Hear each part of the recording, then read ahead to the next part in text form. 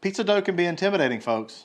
Hey, I'm there with you. I used to be the same way. However, I've been making this dough for about 4 months now, and I've been crushing it every time, and I have no doubt you will crush it too.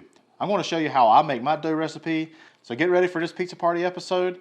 We're going to make some New York style pizza dough with Hussey.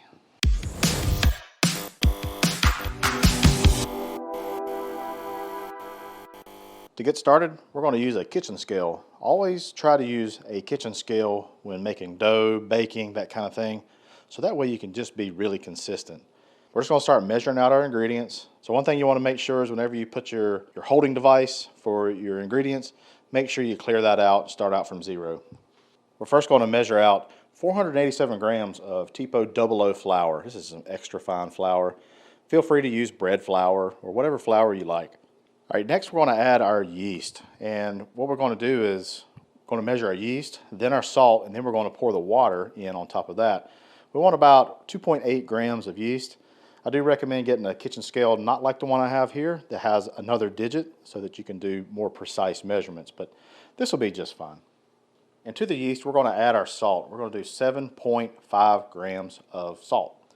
Now, to this mixture, we're going to add our water. 307 grams of water, and you want to make sure the water is 110 to 105 degrees. Now to this mixture we're going to add a little bit of honey. Basically you want to add the same amount of honey as salt, about 7.4 grams. I just like to give this a nice mix around.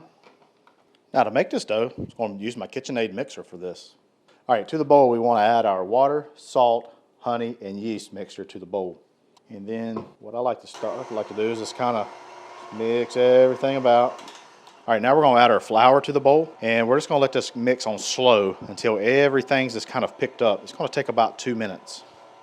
All right, one thing I forgot to tell you, you need about 4.6 grams of extra virgin olive oil. Very good extra virgin olive oil. All right, as you can see, the flour has been picked up in the bowl. Now, still at low speed, we're going to drizzle in our olive oil. And I just like to bring it in to the sides. You can see it really speeds up at that point. We're going to let that go for about 2 minutes.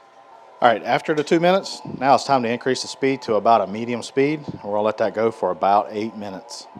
So after about 5 to 6 minutes, I like to take the dough off the hook as it kind of sticks to it and runs up the hook.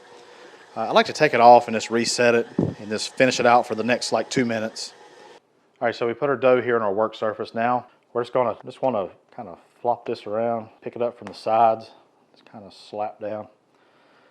Okay, coming back with our scale, zeroed out. Now we're going to cut this. So we're just measuring out about 260, 265 gram balls. And so as you can see, these little pillows are nice and pillowy. And now we're just taking these sides and I'm pushing up into the bottom. That way air can simply just stay in there. And I like to come here onto my surface, just work it just like this. That way, see how the bottom's all nice and sealed up. Now this is something you might want to invest in if you're really serious about pizzas. Get you a set of dough boxes. There's plenty around. I like to add a little bit of flour. And I like to take my dough balls and just kind of situate them where they're going to expand some, but you don't want them to expand into each other or the sides. So I'm going to leave a little bit of room. Just like that.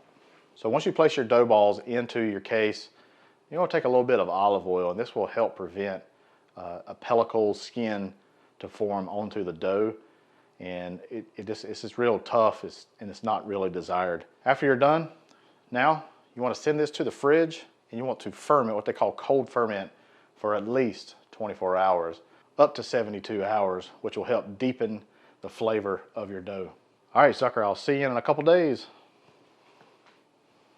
Hey, I hope you give this dough recipe a try.